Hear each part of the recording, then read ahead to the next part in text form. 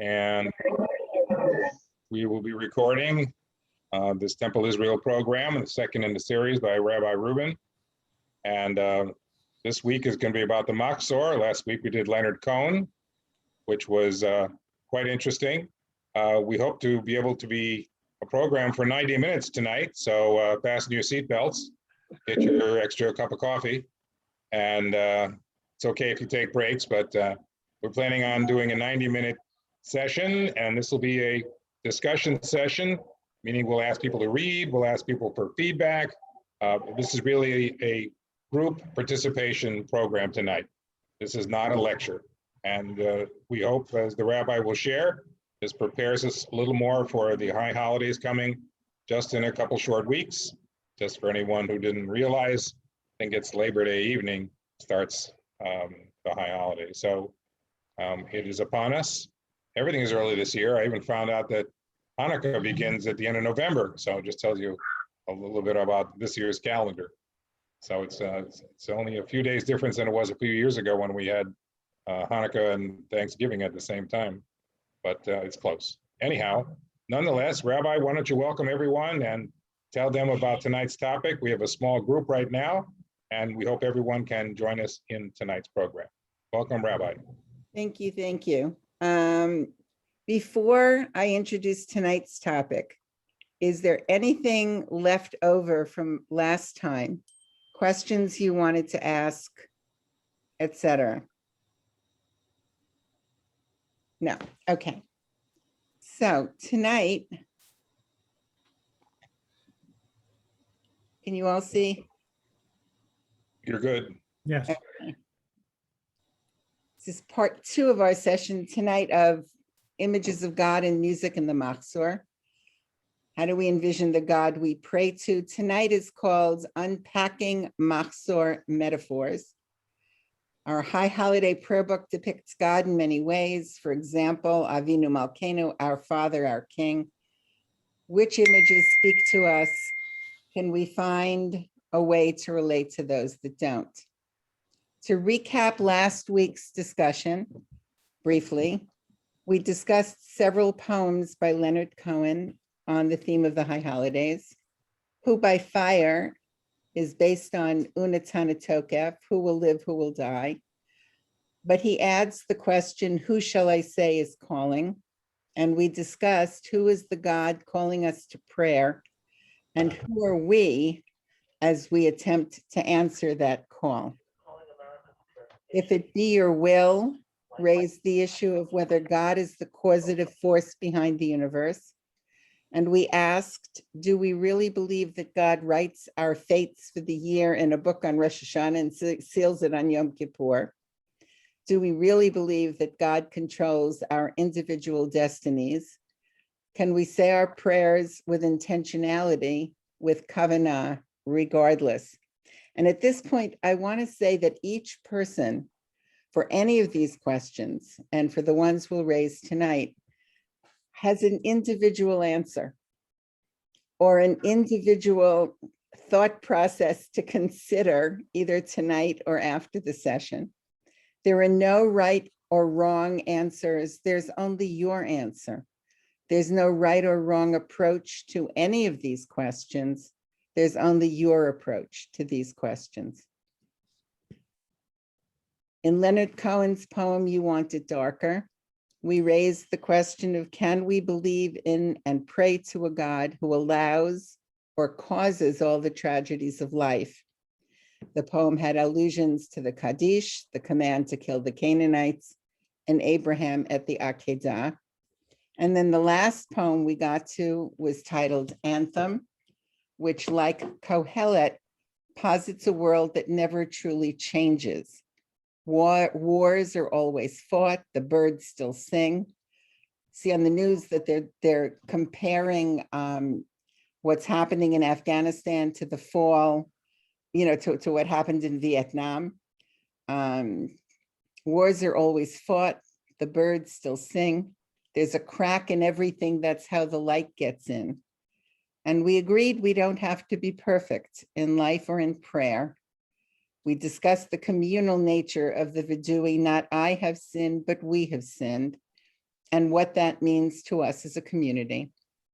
And we also asked, what can we hold on to if we believe in a world where things are random and out of our control?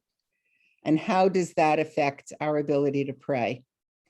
And we said that according to the Mahzor, tefillah, prayer, teshuvah, return, and tzedakah, acts of loving kindness, charity, give us something to focus on. We can control how we respond to life and try to do good. So what are we going to talk about tonight?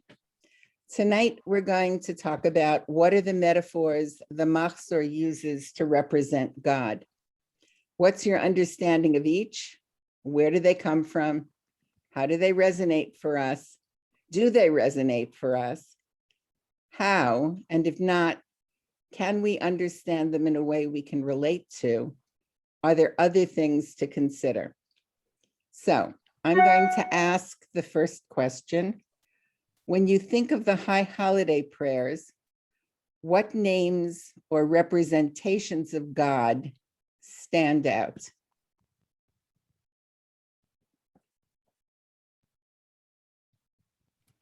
I guess judge, because he's judging our actions, for the year. Judge. Other ideas?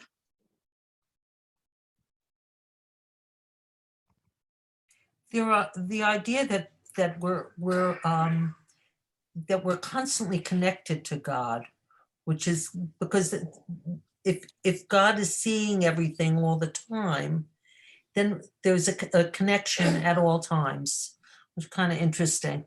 Okay, so God as all-seeing. I'm looking for metaphors.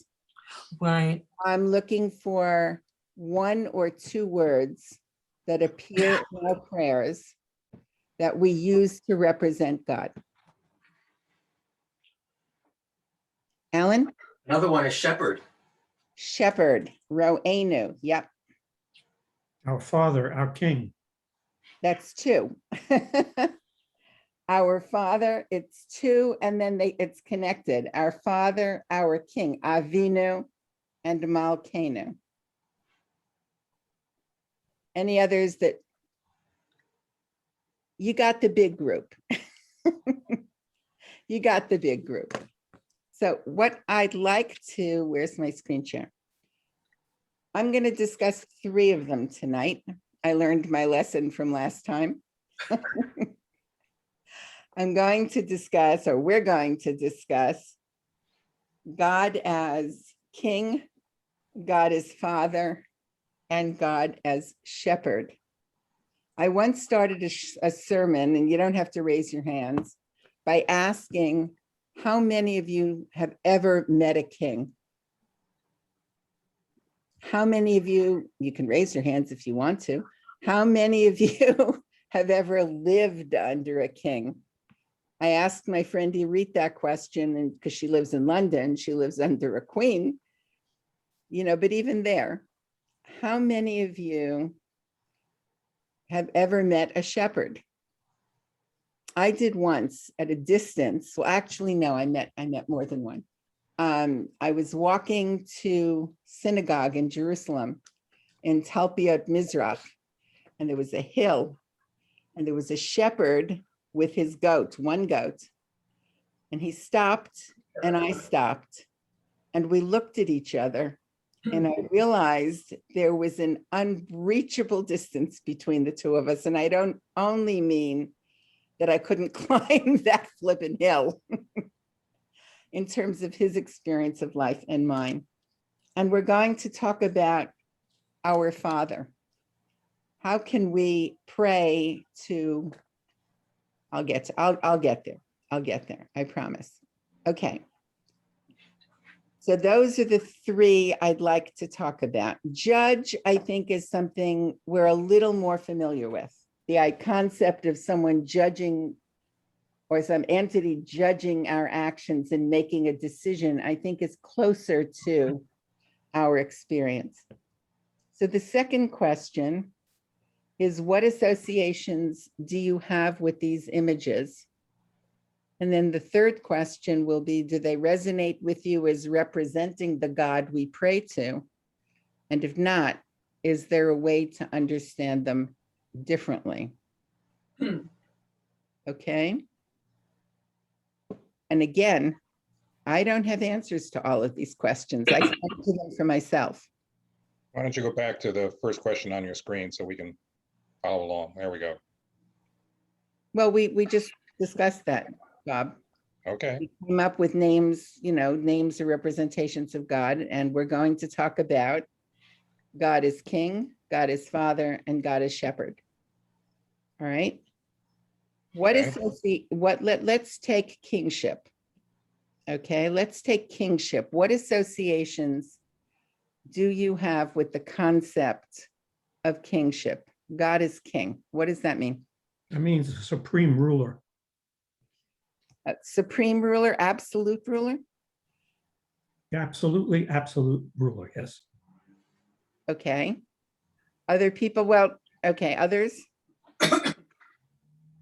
It also depends whether you're talking about a benevolent king or an authoritarian king. I think we like to think of a benevolent king, not an authoritarian one. But in the real world, benevolent kings are hard to find. Aha. Can you have both a benevolent king and an absolute ruler? Sure. All right, where, and anyone else? Having a king rule over you means that you're a subject. Okay, can you influence the king? Yes. In your understanding, we're just looking at the word kingship, of king. In your understanding of a king-subject relationship, can you influence Henry VIII? No, in my opinion, no, you can't influence the king, No, we're Even if it peons. even if it wasn't Henry VIII. I don't Okay, Stacy? think you can influence the king as a regular person, even if it was Henry VIII or a benevolent king. Okay, I don't think so. any other responses? Was think that- kingship, go ahead, Bob. The king also is empowered, I think, by a divine right. So this divine right that is given the authority allows the king to have that absolute control from a higher power. You took Ira's Egypt class with me. I know. Also, in, Henry VIII, you could say that about Henry VIII as well. So the concept of kingship always the same? No, I mean, if you take a look at Aristotle, he believes that a king it's not quite a benevolent king, but he believes that you can make an appeal to the king. Even if you're the minority, you can make an appeal to the king. You can make an appeal to the king if you're part of a majority. But an all-wise king will decide what is good for the entire state, for the entire population. So you can't make an appeal to the king. The point of the king is it's one wise person who can decide what is best for the society. So you have the right to appeal. There's no God in Aristotle's king. It's just simply a wise person who is all powerful, but to whom you can appeal, whether you're part of the majority or whether you're part of the minority. And the king will decide which is the more convincing or better argument for the society as a whole. And So- I think, Yeah. Stacey? and kings, I think of all the definitions we have here, king as judge. Yeah. Especially when you speak of the King of Kings or God. And an absolute king is judge and jury. Mm-hmm. Sharon? You have to unmute, Sharon.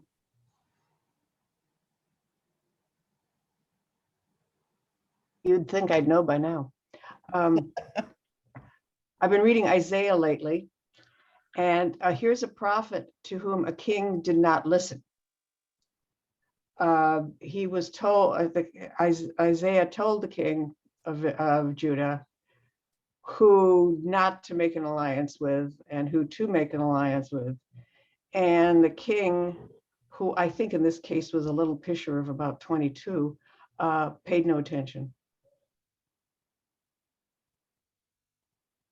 There's some interesting stuff in Isaiah about kingship. There's more than one Isaiah. Okay, so in different sections of Isaiah, there are interesting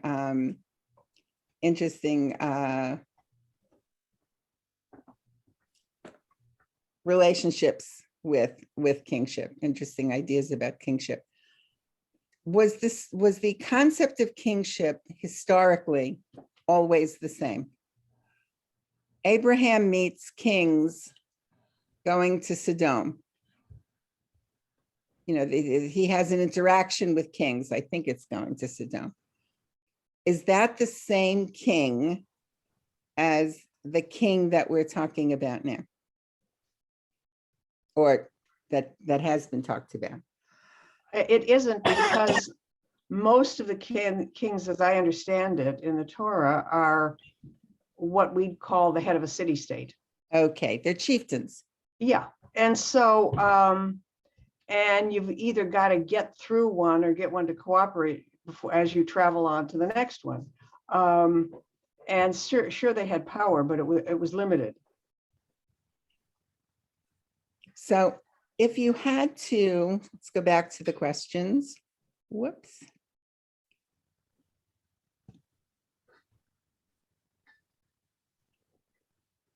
Does what we talked about for these definitions, the third question, do these resonate with you as representing the God we pray to? When we say Malkeinu, are these aspects of kingship, is that what you're thinking of when you're praying?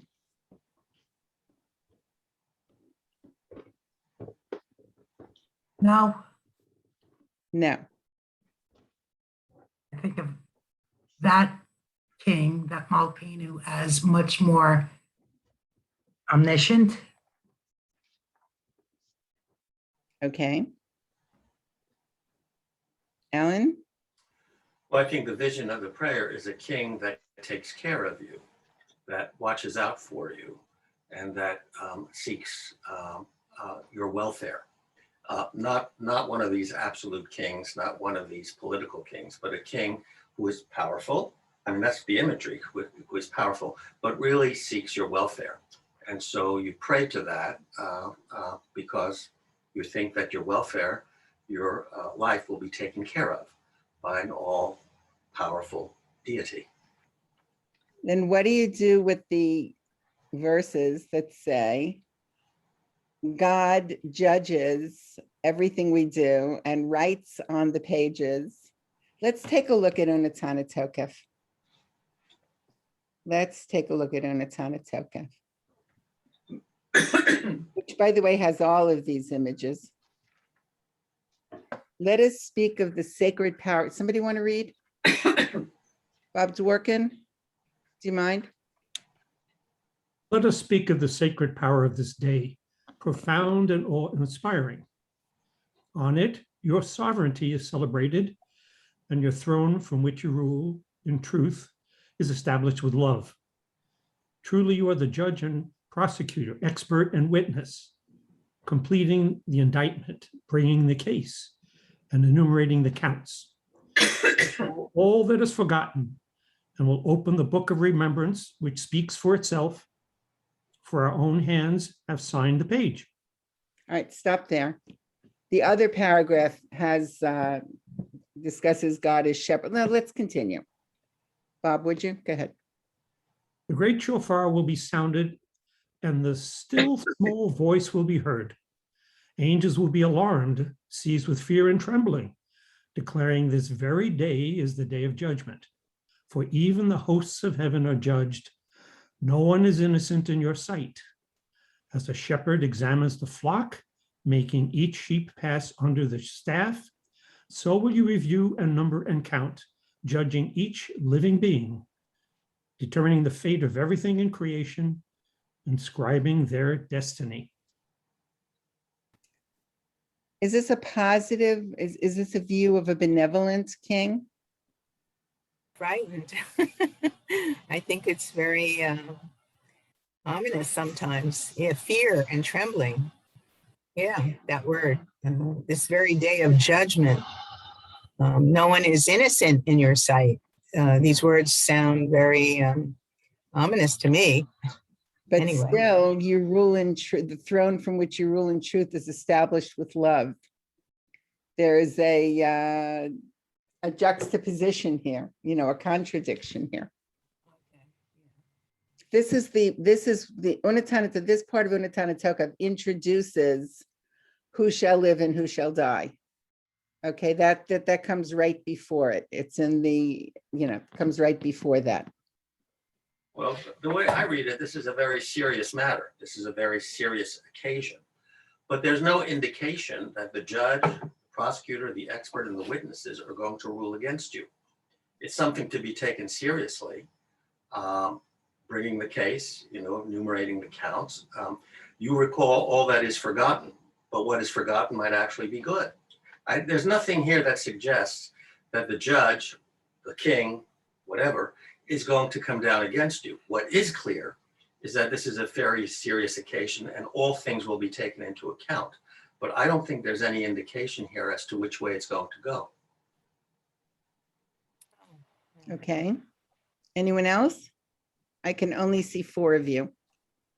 I'm thinking that by describing God in as many different kinds of awesome ways as we can, it is an encouragement to the person who's saying these words to focus down on what they need to do. I think, and we say these things over and over throughout the day. We sure do. That it's almost like a mantra that is telling you to focus, explore yourself. He remembers what you've forgotten. All right, that's a key that you should be searching for what you may have forgotten. Want to see where this prayer comes from? Yes. Its history is fascinating. This is a commentary taken from Mahzor Lev Shalem. Bob, you want to read? The sovereign on high. In the Middle Ages, Jews, under the sway of kings and nobles, the fickle rule of these sovereigns often had terrible consequences for the Jewish communities beholden to them. This piyut, which describes the ideas, referring to a piyut, a poem, not Okay. Unatana Tokef. I pulled it out of that commentary. Go ahead. This piyut, which describes the ideals of divine rule and contrasts them with corruption of human sovereignty, had its context a subversive quality. In its original form, each stanza describing God's attributes alternated with the stanza describing the failure of human royalty. The piyut was shortened later, probably for reasons of time, and almost all of the stanzas describing earthly rule were removed. While human kings might proclaim that their rule was justified by divine right, Jews, praying in the synagogue, declared that only God's rule had true legitimacy. They thus understood the central meaning of Malkuyot, portion of the Musaf service, to be an acknowledgement that no earthly person or object can claim absolute authority. As we mediate on this section of the service, we too might contemplate which values have ultimate claim on our lives. Right. What I didn't start with, and I should have, is the concept, in the Musaf service on Rosh Hashanah, there are 3 sections: Malchuyot, Zichronot, and Shofrot. Each one contains sections on a theme. Malchuyot, kingship verses; Zichronot, where it talks about God's sovereignty; Zichronot, remembrances of when God was benevolent, and shofrot, verses about when the shofar was sounded. Malchuyot also contains the great Olenu, the kingship section, where the rabbi and cantor full karim, full body prostration in front of the ark. And right. Okay. So I did want to mention that, and that whoops. Well, I asked you, Rabbi, in the page before, you had highlighted, or you had bolded some words. Which page? In the paragraph that Bob read. Okay. You bolded parts that sort of, keep going, one more, No, this is what Bob read. the one before it then. Oh, See- and it's on a tokef, right. And you bolded parts that support the argument that God is judge, prosecutor. Is that why you bolded it? That's what I'm asking. Well, because these are aspects, these are metaphors for God. This is, and that's what we're looking at tonight. Okay, Okay. that's what I thought. So and they're all mentioned in Anatana Tokef. There's a concept that on Rosh Hashanah we crown God as king, and on Yom Kippur we hope that God will move from his seat of justice to his seat of mercy in judging us and sealing our fate. That's a philosophy, a theology of what's going on. But that's why I bolded that. Thank you. Okay. We start the mention of God, at the beginning of Shacharit. We start with Hamelech HaYoshev Al Kisei Ram V'Nisa on every Shabbat Shacharit, the king who sits on a throne that is exalted and uplifted. On Rosh Hashanah, we start with Hamelech, and it's a special, the king. It's a special melody that's used to highlight that word, the king. We're focusing on the king. God is king. Okay. So the idea of focusing on God's kingship, whoops, why did that happen? Comes from the Middle Ages. The Mahzor was the oldest Mahzor we have that I could find a reference to was 12th century.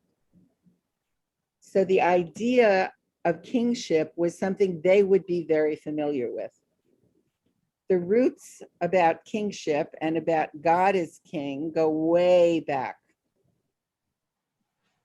to Egyptian civilization. In the Old Kingdom, kings were viewed as living gods, the physical manifestation of the divine. In the Middle Kingdom period of time in Egypt, the concept of kingship was revised.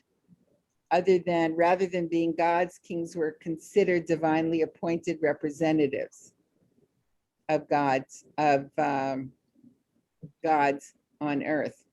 So Rabbi, let me interrupt here. This is an Ira moment. I don't think, as Ira would share, that societies could live without kingship because they needed a divine ruler. They needed an absolute rule. They didn't have democracy, and someone had to make the final call. And whether it's Paro or a king, that there was no such democratic institutions. Short of the Greeks, I guess, there was a Senate, which moved into that kind of society. But prior to that, prehistory, kingdoms were all that was known. It was the only way rule could be established. And the king or the caliph was the one that decided on who they were going to avenge or who they were going to get power or expand their kingdom, if you will. And that's how they kept themselves in power. But Ira, you can correct me on that or add to that. I'll correct you on kings. that. All right, go for it. I'll correct you on that. And then Ira can correct me. All right. It's only right. Prehistory, people lived in clans or in groups led by a chieftain. And Right. it's not the same thing as a king, as what we have described as a king. It wasn't the same thing as an absolute ruler. Okay, so it's not, when you go back to prehistory, you're dealing with a whole different ballgame. Over time, groups consolidated around one individual. Larger groups consolidated around one individual. Right. Ira? You have to You have to unmute, yourself. Ira. Where's your unmute key? There you go. Oh, you're there. Okay, you're doing well, Gloria. Keep going. Thank you. Thank you, thank you. The idea is we are dealing with urban traditions, Right, and all of our traditions come from cities. And in city environments, cosmopolitan environments, it's completely different from the tribal organization or clan organization, which existed alongside of the urban city-states. There, they could have multiple different ways of formulating their community around different types of leaders. But when you had a city-state and you had the needs of a larger community, or you had the needs of sometimes an empire, then there was no question that there was no way of even thinking of any alternative. There had to be an emperor or a king. Isn't that what we see in Israeli history, that we have King David and we have King Solomon because there needed to be a king of the Jews? There could not be just a prophet leader. all right, let's look at that. I said that there was a concern in the Middle Ages about the kings not necessarily being good for the Jewish people. But there was concern from the beginning of kingship among the Israelites about what would happen if there was a king. In Samuel, the people say, first book of Samuel, the people say, complained that they wanted a king to ensure their continuity as a people and also to make them like other nations. Samuel consulted with the Lord and then warned them, this will be the manner of the king that shall reign over you. He's going to take your sons and he's going to appoint them for himself, for his chariots and to be his horsemen. He's going to appoint captains over thousands and he's going to take over. He's going to do whatever he wants to. He's going to take your daughters to be bakers, to be confectionaries. I have to look up that word in Hebrew, confectionaries. He's going to take your fields and your vineyards, and he's going to take your olive yards and give them to his servants. What do you want a king for? And after all of this, they said, yes, we want a king. So that the concern about what a king might entail goes back very, very far. And it's interesting that in the Malchuyot, there's this juxtaposition about the two kinds of kingship we talked about, the loving king and the judging king, who perhaps is going to be a little sterner than we would like. That's what the liturgy says. And I have a lot more material. Isaiah, how far back does this go? So what do you do with all of that? When you encounter Malkeinu in the Mahzor, if you'd like to share how you might approach that, what could Malkeinu, does Malkeinu mean to you when you say God is king?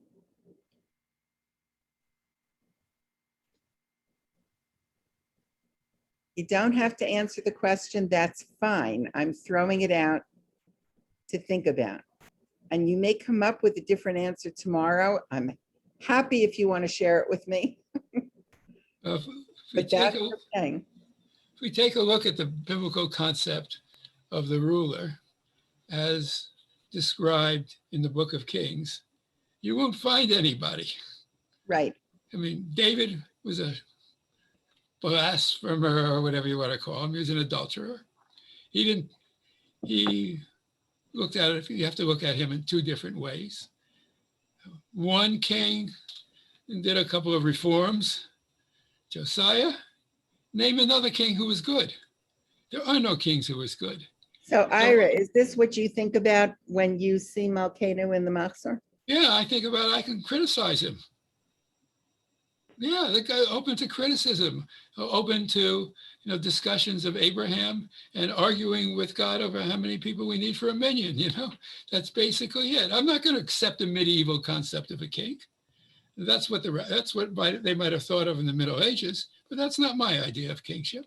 I reject that type of kingship of an absolute, total, authoritarian, omnipresent and everything else. King, that's not my idea of a king. King is someone who, and I like 1 Kings 22, who, when he's faced with a difficult situation, He has to go to his advisors and say, hey, what do I do about this situation, guys? Right. And he gets 400 answers in one way, and he gets one answer. He says, yeah, you're out of your mind. It's all wrong. He says, maybe I go with the other guy, go with the minority opinion. And so I conceive this as a dialogue between good and evil and God. Why is there evil in the world? Well, that's an unanswerable question. And so let's fight it out as part of the service.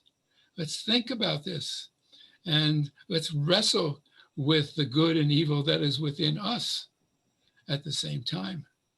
Do we think of ourselves as kings? We sure do. Is that good? No.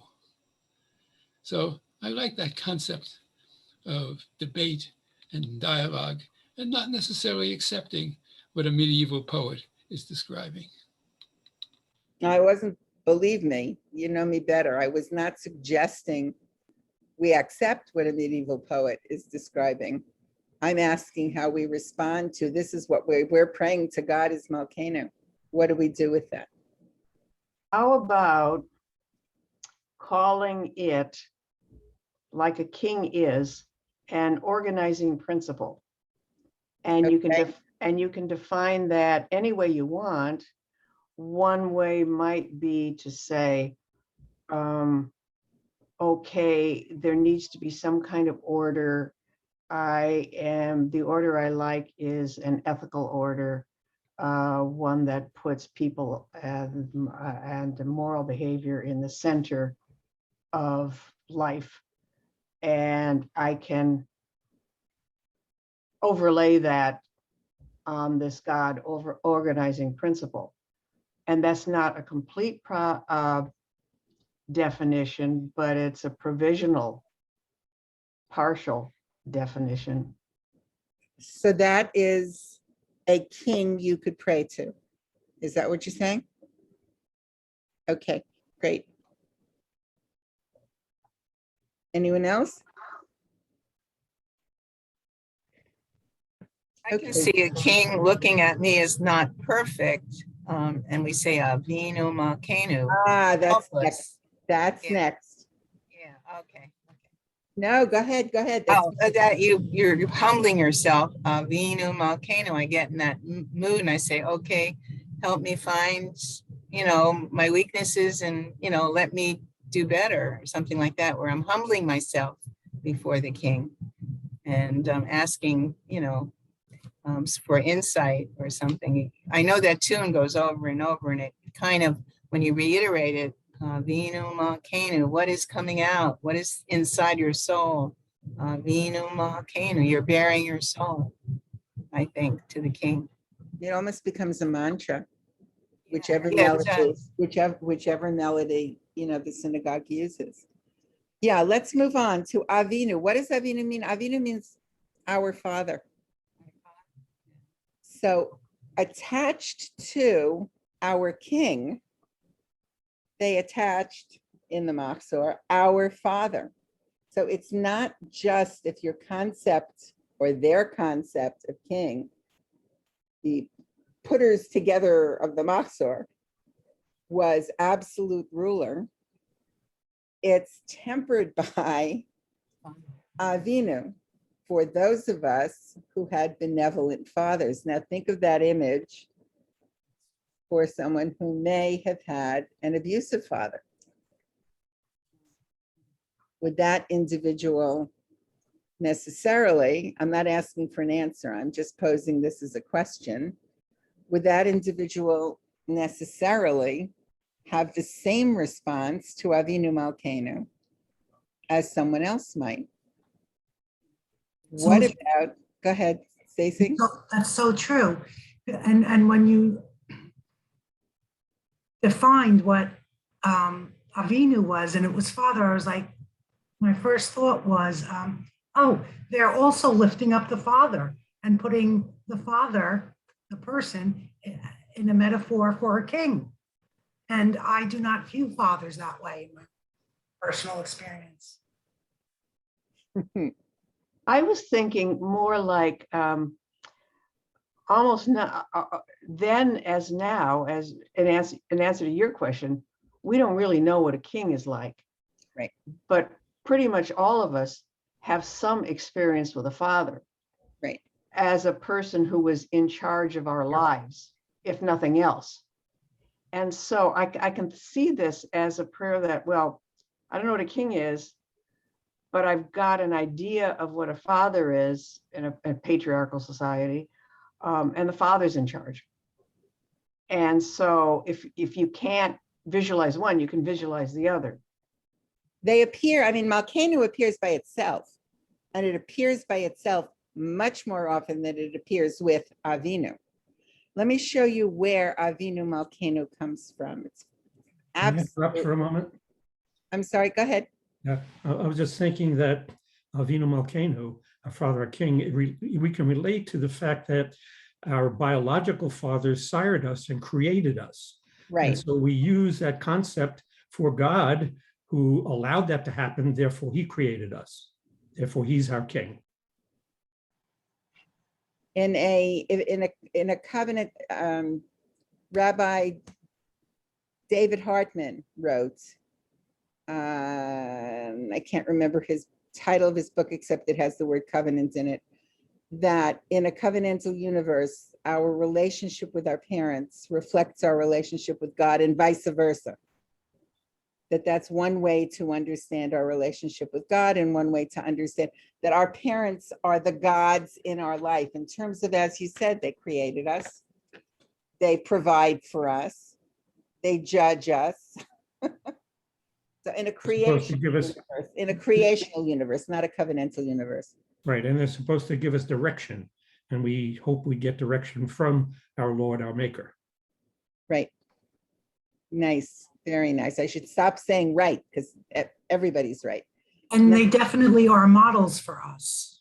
Yes, my grandson's bar mitzvah is in a week, and he wrote his Devar Torah with my help about the tochacha, the blessings and curses, and he wrote about covenantal relationships. It was absolutely fascinating. He said that in that parsha in Kitavo, the covenant with God is written on stones.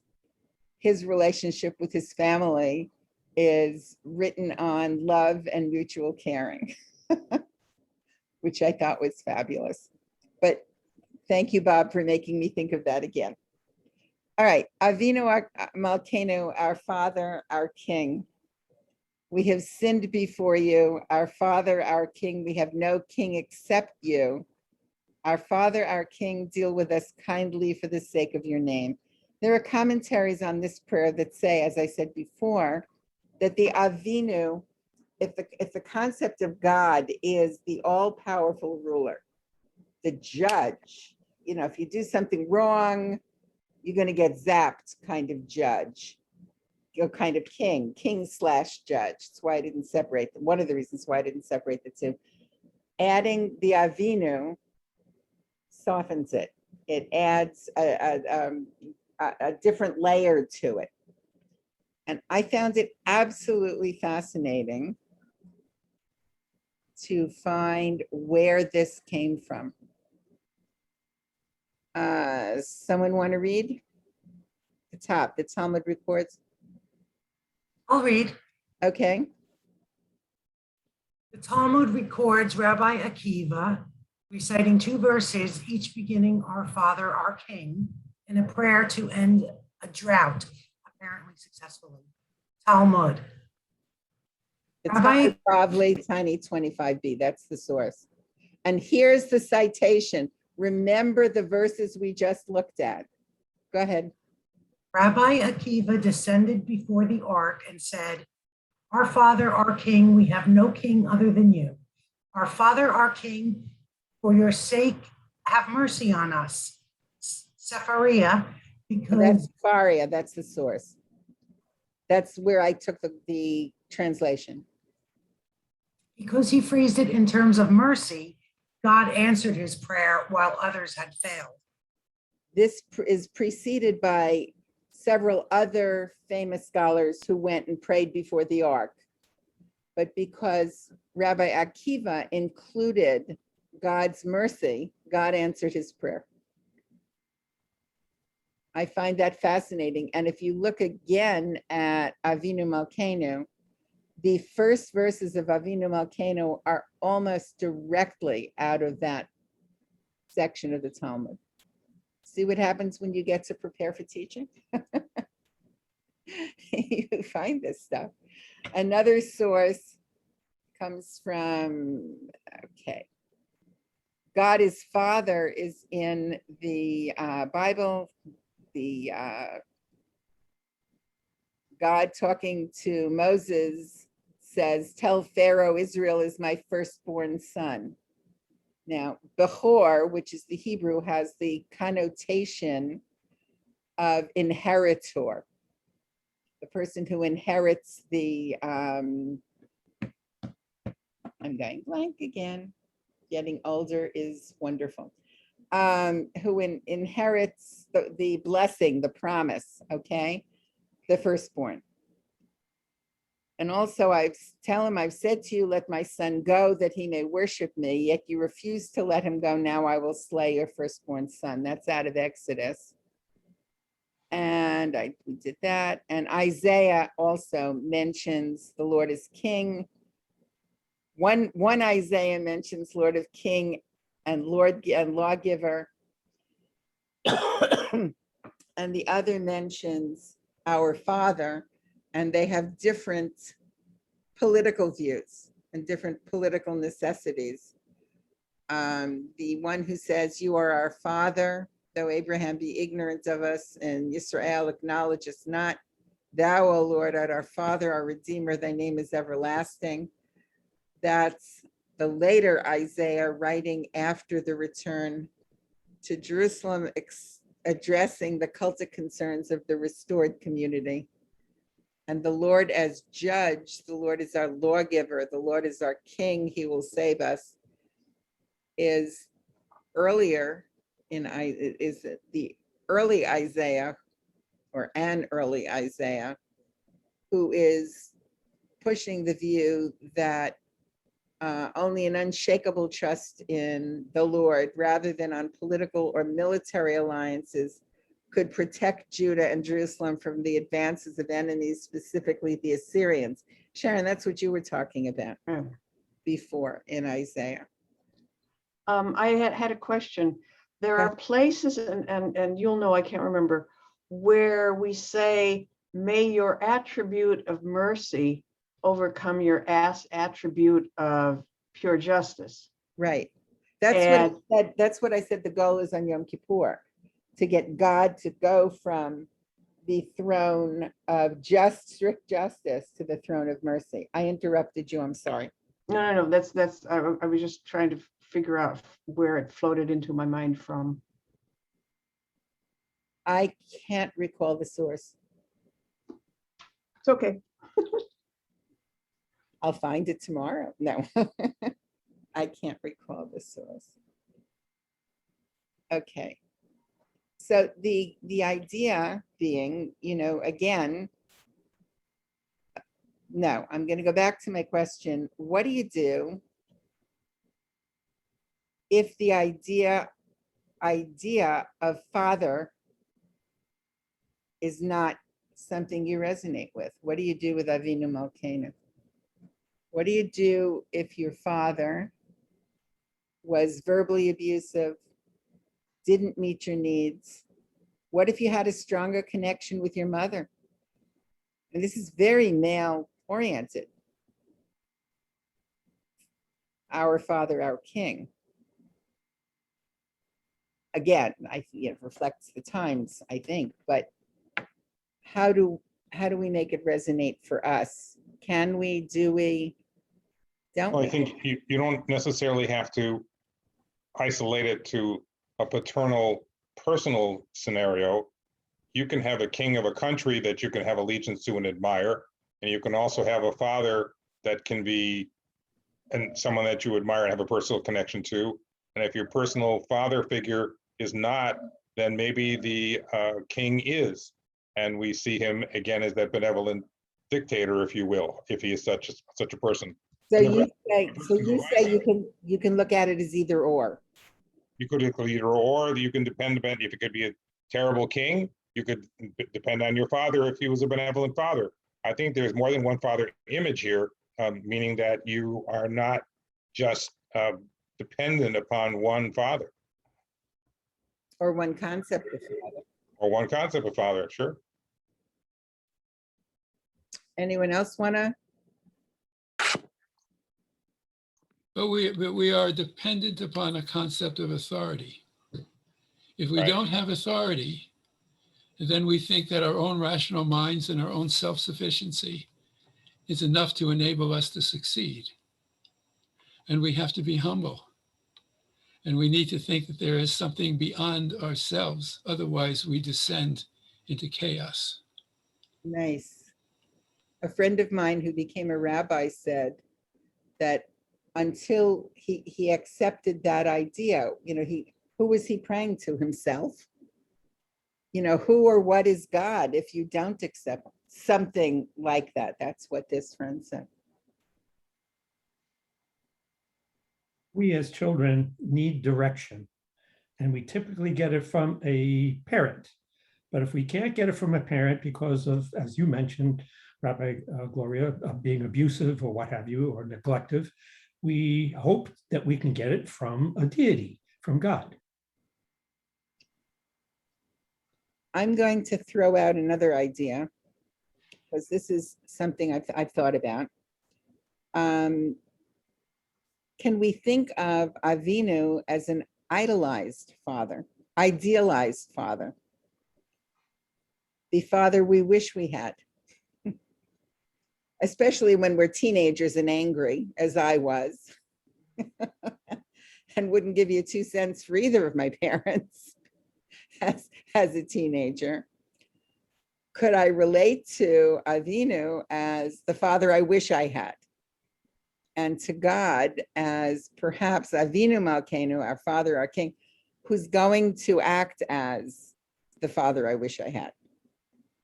I mean, that's how one way I've looked at it, if that's helpful to anyone. Well, sure, Rabbi Gloria. I mean, I think these things are male dominated, so you have to take that in the context. But whether you're talking about a father or whether you're talking about a king, what you're really talking about is power, okay? And you can idealize that. You can hope that the power will be used wisely, benevolently, and so forth. So even if your personal experience with a king or your personal experience with a parent is negative, you can perhaps get out of your own personal circumstances and look for an idealized version of a parent or a monarch. I mean, but again, this is all written in the context of a sexist world. I mean, you could say, our mother, our queen. I mean, that would be another way to express the same thought, I suppose, or neutral. My parents, my monarch. or something like that. But whichever way you go, it seems to me that this is an idealized statement of power. I mean, people are used to the fact that there is a head of a household, whoever that may be, that exerts power. And there is the head of a state or a municipality or a city state, or even a chieftain who exerts power. And so what you're looking for is, I think, an idealized version of that.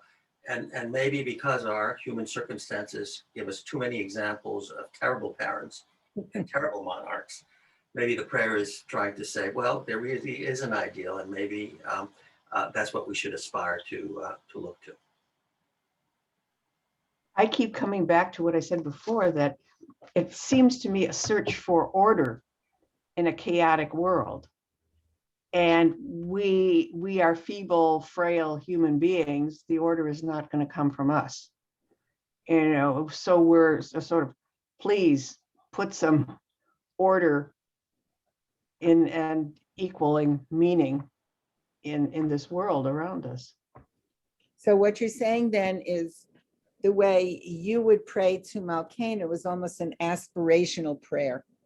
Whatever God is, please help make some order here. Act like a king. Is that rephrasing it well for what you said? That's a really good stab at it. I would say that's certainly part of it. I don't think that's the whole deal, but that's part of it. No, from what you were saying, I was just taking what you were saying. Yeah, no. Everything is so confusing. Everything is so, I need to feel that there's a benevolent father out there. I need to feel that there's something in control out there to help me make sense of all of this. Rabbi, if I can just chime in, I just want to chime in. You know, there's the prayer I think we say this time of year that says that even though my mother and my father may leave me. Psalm 27. Right, and I think the idea that God acting as our parent or as our father, and God may have 13 attributes, as we know, we still recognize that is the ultimate parent, regardless of our age. And I think that becomes part of our heritage. And back to what we talked about last week. We don't have to believe in this stuff literally. Right. We all need images. I'll remind you of the story I told you about, May It Be Your Will. I do not believe that God controlled what the outcome was of my surgery, you know, whether I would lose my voice or not. But the image of God as making that choice for Leonard Cohen, if it be your will that I speak no more, let my voice be still as it was before. I will speak no more. I will abide until I am spoken for, if it be your will. And then he continues about singing. We all need images. We all need things to hold on to. We all need things that move us. And so if what we get out of the Mahzor are images that we can think about while we're praying, that we're not necessarily praying to a king or our father, but the aspects, as Sharon so beautifully said, and as Ira talked about, aspects that we can look at and examine and hold on to and relate to. We need images. Anyone want to say anything else about Avinu? Rosalind, I just have a question. go ahead, Stacey. Where does that, your mother and your father may abandon you? What is the source of that? Psalm 27. Thank If you. your mother, that's the psalm that's recited this time of year through, I want to say Hoshana Rabbah. Not Hoshana Rabbah, Shmini Atzeret. Thank you. Okay. Rabbi, I want to add one more word. Go ahead. We there's a 30-year-old film called The Field of Dreams. Yes. And The Field of Dreams is not so much about baseball as it is about the relationship of a father and son. Mhm. And could I throw a baseball to my father one more time? Right. And although we've talked about benevolent dictators or kings and not benevolent dictators and kings, there is the richness of a father-son relationship wherever it may be. And hopefully it's the dominance of our history. And perhaps that dominance is one of the reasons for the strength of Avinu Malkeinu and for its personal meaning for so many. And we can hope that is the majority versus the minority, as you said, for the exception of a relationship that is not strong. But for the ones that are, that field of dreams is all too important. And we, I've had several father figures in my life. My biological father died when I was 15 and a half,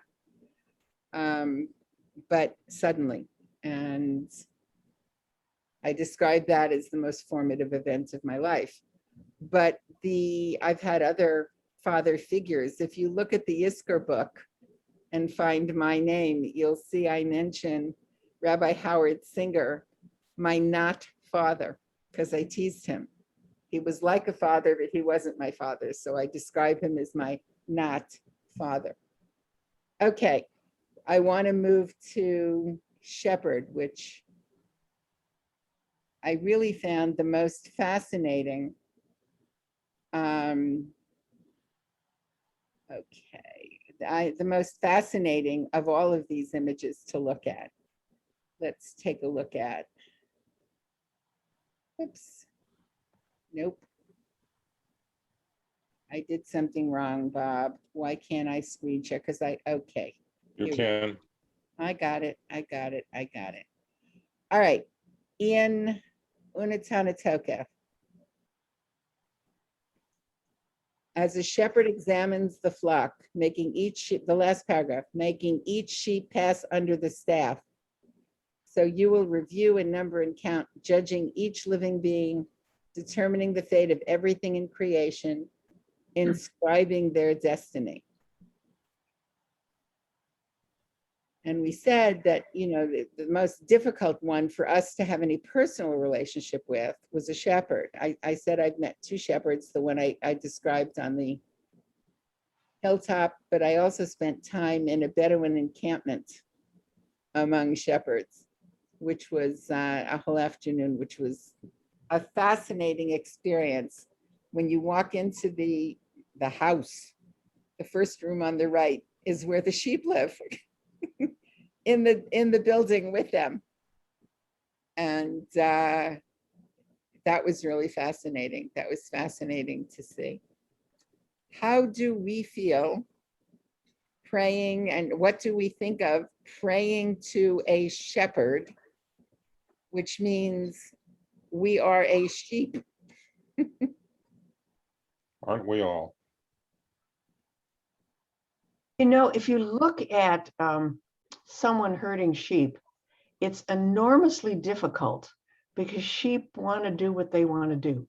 And I can see someone thinking God has a really tough job, because even as you watch a sheepdog try and gather all these sheep and keep them where they're supposed to be, and that dog is working really hard. And I'm thinking about God, and here we're going off we mere humans are going off in all directions, and we're messing up right and left. And God as a shepherd has a tough job. God is keeping us in line.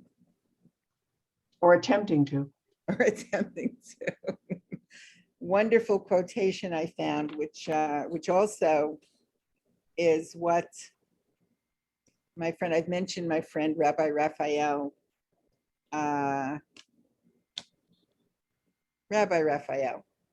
who died several months ago. This is not his quote, but it's what he believed, what he sensitized me to. Sheep are not only dependent creatures, they're singularly unintelligent, prone to wandering, and unable to find their way to a shepherd, even when it's in sight. And what Raphael Goldstein said, may he rest in peace, he said, I know that if I as a sheep speak to a shepherd, it's not interested in me as an individual. The shepherd is interested in steering the whole flock. So what do we do with the concept of God as shepherd? Including, by the way, what's the most famous depiction? Liturgical, it's used as liturgy, but it comes from Psalm 23. The Lord is my shepherd, I shall not want. He causes me to lie down in green pastures, whether I like it or not. He leads me beside the still waters. Well, maybe I'd rather go to the ocean. Anyway, you get the idea. It's an interesting and different way of looking at Psalm 23, but it's in the text. And if it's in the text, it exists. Well, it's a contrary image to the other two. I mean, Yes. totally contrary, because here, God is determining your destiny. God is determining everything you do. Okay, he's counting, he's numbering you, he's telling you, and he's setting your fate. The other ones, father and king, you can make an appeal to a father. You can make an appeal to a king. You are in charge with the other two images. I mean, the king or the father may not agree with you, but you are in charge of your own destiny because you can make an appeal to both. The shepherd image is one in which you're totally helpless and there's nothing you can do. The shepherd will simply lead you wherever he wants to lead you. So it's a completely contrary image, in the Mahzor. And a similar image would be the piyut that talks about us being clay in the hands of the potter. Yep, that's Kol Nidre. We recite that in Kol Nidre during the Kol Nidre service. So what do we do with that? Roenu. God is our shepherd.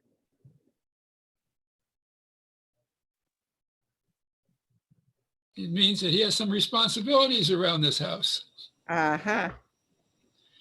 If we look at the origins of the concept of the shepherd, I have a whole list. Go ahead. if you look at in Egypt, or if you look Yep. in Mesopotamia, Yeah.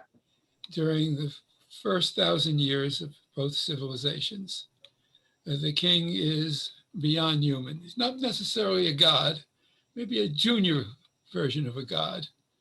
But as that God, it means that everything must come to the king. The people serve the king. But in both circumstances, that led to the destruction of Egyptian civilization and the destruction of Mesopotamian Sumerian civilization. So they both rejected that concept of the king as a semi-god or a lesser god, and introduced the idea that the king has responsibilities. And those responsibilities are enormous. He can't think of himself. First, he must think of the poor, the orphan, and the widow. He must think of providing water, of providing food, because the king is a limited person.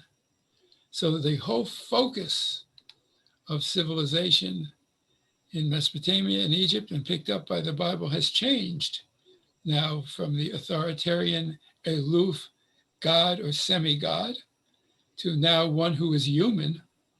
You might have some communication issues, but they're not very good at that either. So they have to be self-sufficient and take care of us. So we have to develop with that king some type of a symbiosis. He takes care of us, we take care of him. And if we can work out that, and it's called covenant, then we can have a more just society. That's by biblical times. I mean, before that, there was not, you're right, that, of course you're right. They had to develop, that had to be developed, the concept of covenant.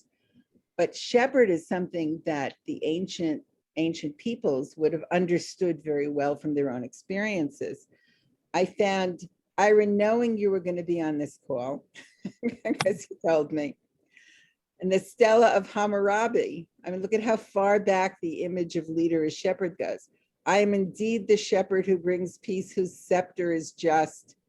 My benevolent shade was spread over my city. I held the people of the lands of Sumer and Akkad safely on my lap. May any wronged man who has a case come before my statue as king of justice, and may he have my inscribed stela read aloud to him, etc. Homer in the Iliad refers to several leaders as shepherds of the people. And it goes further than that. Shepherd is mentioned in the Bible in Genesis, Jacob blessing Joseph, saying, the God in whose ways my fathers Abraham and Isaac walked. The God, and the Hebrew literally is the God who has shepherded me from my birth to this day. And there are lots of references in the prophets. The image of the shepherd, when we think of a shepherd, what is the shepherd carrying? Staff. A staff, sometimes used to get snakes out of rocks, by the way. And if we come to today, Queen Elizabeth is holding, becomes a symbol of royal power, which I find fascinating too. And she was anointed. And she's anointed, yes. Yeah. I got a picture to copy. I was very excited. So how do we feel being a sheep? Can we pray Roenu? Or how do we deal with the metaphor? If at all.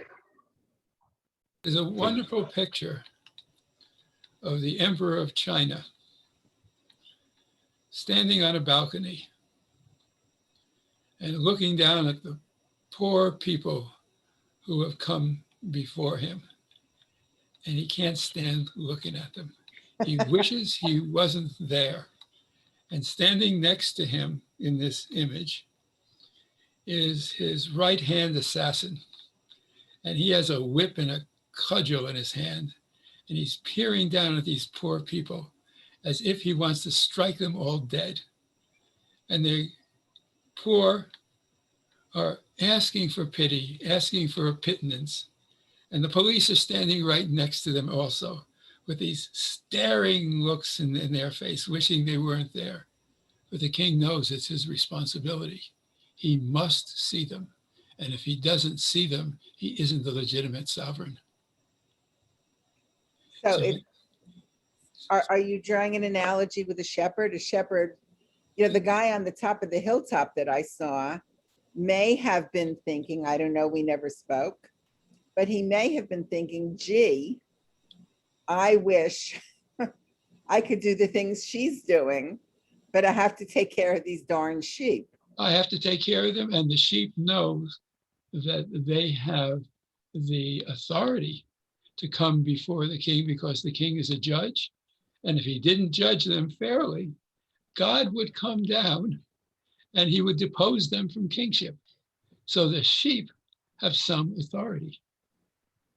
We're just not poor wandering sheep in the field wandering off and need a dog to find us. We can approach the sovereign and state what our rights are.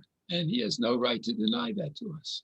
All right, literally, the sheep can approach the shepherd and demand its rights. I mean, look at poor Moses running after the sheep that wandered away and he stumbled on the burning bush, But you muted your, That the image can be looked at in two different ways. That the sheep can have their own authority. And we don't have to visualize all the sheep all the time as being submissive. Okay. That's perfectly fine way of looking at it. Anyone else? Well, I think you choose these are several images. You choose your image. Yes. And I think Your understanding. Right. And I mean, for some people, they believe, in providence. Providence determines what is going to happen to me and what's going to happen. So that's closer to the sheep imagery in the prayer. And everybody can have their own image as to what they believe is the supreme power. It may be that you don't have much choice if you believe in that model. And maybe there are people who believe that. Maybe in ancient times, there were more people who believe that, perhaps. I don't know. There are those who believe that they are masters of their own fate, but they're not, but they face obstacles. They're not totally masters of what they can do, but they feel empowered. And so maybe that's the kind of God that is more appealing as a father or as a king. But for others, I'm just going down the path that's been laid out for me, and you choose your own image as to which one works for you, I think. I think that's one way to look at the prayer book. Choose your image. Absolutely. And the image we choose, or the image that resonates for us. The choices have been made. These are the images in the prayer book. But the image that resonates for us is not necessarily the same year after year after year. True. And that's okay. I think that perhaps is one reason why there's a plethora of images in the Mahzor. Perhaps we'll connect with one. There are others we didn't talk about. We didn't talk about God as healer. We didn't talk about, and it's interesting. We didn't talk about God as healer. There are other images in there. And I think the important thing is to find the image that resonates for you and maybe stick with it, even if people turn the page past where you are. Spend time savoring something that in other words, try to develop the possibility of not being a rote prayer, saying the words because they're there. Try to engage what the words are saying. And if something really, really catches you, stay with it. The rabbi announces pages every so often, you can catch up. But to have a meaningful experience, stay with an image that resonates. And if it confuses you, like we've done tonight, think about what the image might mean, how it might have been understood, and how you might understand it now. Much richer experience. I want to leave you, because we have 10 minutes, with two thoughts. One is an excerpt from a book of essays by Dr. Lawrence Hoffman. God is depicted as male-centered, simultaneously transcendent and immanent. Avinu is the immanent, the personal, the God you connect. More personal, more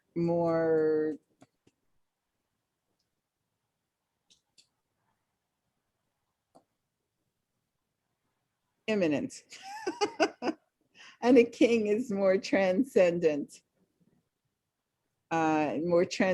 further away, far away and close to us. The melody for Avinu Malkeinu brings back childhood memories. We're standing with all others who have recited these prayers. The Mahzor, the Siddur, and the Mahzor, intimate is the word I was looking for. See, you just wait and it comes. Transcendent and immanent, intimate was the word I was looking for.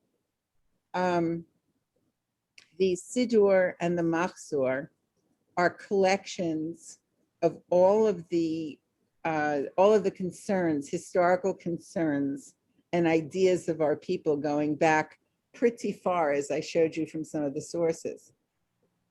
And so when we are praying, we're standing with all others who have recited these prayers. And that can be a very powerful image of trying to envision all of the other people who have said these prayers and to feel a sense of connection to them.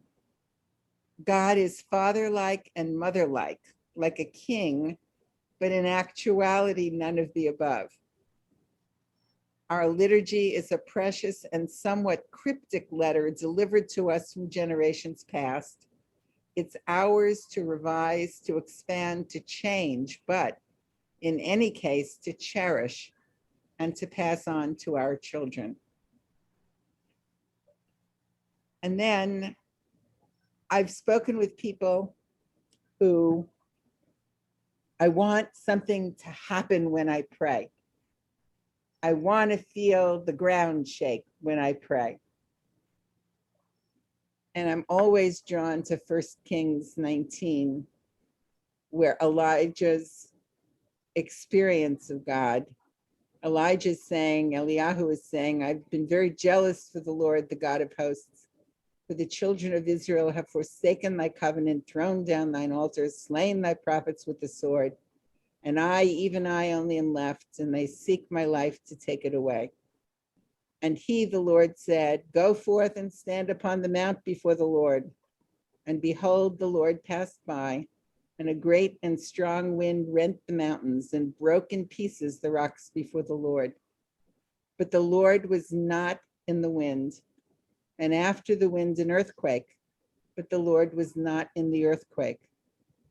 And after the earthquake, a fire, but the Lord was not in the fire. And after the fire, a still small voice. And what I would suggest is that if we try to quiet ourselves during the service and open ourselves, not for the fireworks, but for the still small voice that comes from within or from without to within, we might have very powerful experiences on the high holidays. And I wanted to leave you with that thought. And then I'm going to ask, not because I want you to tell me whether it was a good session or a bad session, but whenever I teach theology or liturgy, I ask the question, was this session helpful? Because I want to learn from your experiences.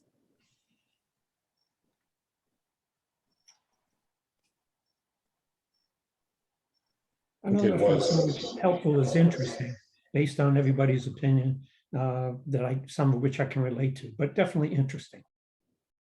I like the different parts you pulled together. Thank you. Okay. Because that's my goal always when I'm teaching this kind of material, to help to help enrich the experience that we're talking about. And that's my hope. And I wish all of you a happy, healthy new year. May you be inscribed and sealed for a good year, to use the terminology of the season. And may everybody be safe, and may everybody have a very enriching time in services and beyond. Thank you, Rabbi. I think you met the goals of both of your presentations last week and this. They were not only thoughtful and helpful, but they were introspective. I think maybe most importantly, it made us think. And we can't help now but go into the holidays without seeing these passages and these terms and not reflect on them in a deeper sense than we would have had you not spent the time with us. So I think perhaps that is the thing you should take from this, and for your own appreciation of the effort and research you did and the time you put in. So it was impactful for many of us, and we just can't escape it when we open the Mahzor in a few weeks. Well, and I learn every time I do a session like this, I learn from all of you. So I want to thank you for what you've taught me tonight and last week. And I take all of that with me as well. And for that, I'm very grateful. Yes, your call. Yes, Howard, thank you for all the questions that you raised and that were raised by the participants. The questions are the most interesting parts. The answers Absolutely. The answers are for each of us to provide for ourselves, but raising questions out of the text I always find enriching. And so I thank you for that very much. Thank you. And the audience was terrific, delightful on this Tuesday in August. And as you said, Rabbi, this is about the number you hoped you would join us, and it's come to fruition. Yeah, So we can have a nice job. discussion. Nice job in making that happen here in this mid-August state. So thank you again for that. So let me just end our recording so we can go from there if